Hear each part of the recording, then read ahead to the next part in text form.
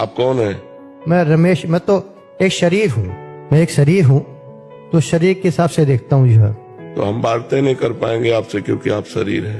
अध्यात्म की वार्ता आत्म स्वरूप से होती है, शरीर से नहीं होती। शरीर तो नासवान मलमूत्र का भांड एक दिन जला दिया जाएगा, मानते हो ना? सही बोलिए, सही बोल रहे हो। सही बोला तो सही पकड़ो ना, फिर सही पकड़ो।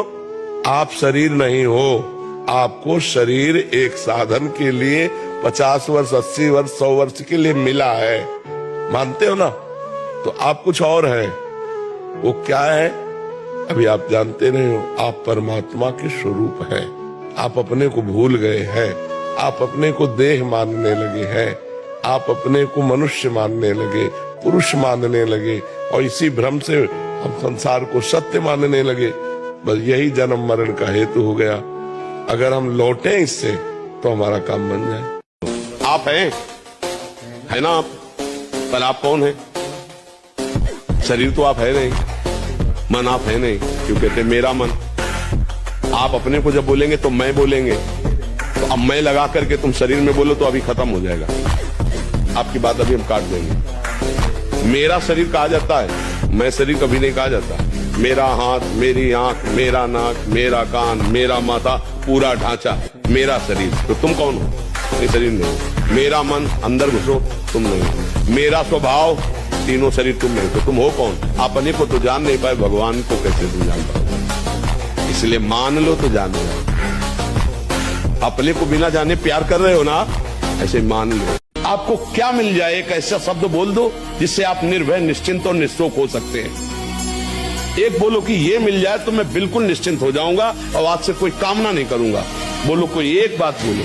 नहीं बोल सकते, क्योंकि एक के साथ हजारों बातें लगी हुई हैं। एक केवल वो है कि परमात्मा मिल जाए तो फिर सबको, जिसके पाने के बाद कुछ पाना बाकी नहीं रहता, जिसके जानने के बाद कुछ जानना बाकी नहीं रहता, और जिसको अनुभव करने के बाद कोई भय नहीं रहता। देखो, साधक हो इसलिए हम तुम्हें बता रहे, इसे पकड़ना। जब हम भजन करते हैं बगल में एक रील चलती रहती है मन की। या तो भूत का चिंतन होगा, या भविष्य की कल्पना होगी, या वर्तमान का व्यर्थ चिंतन होगा।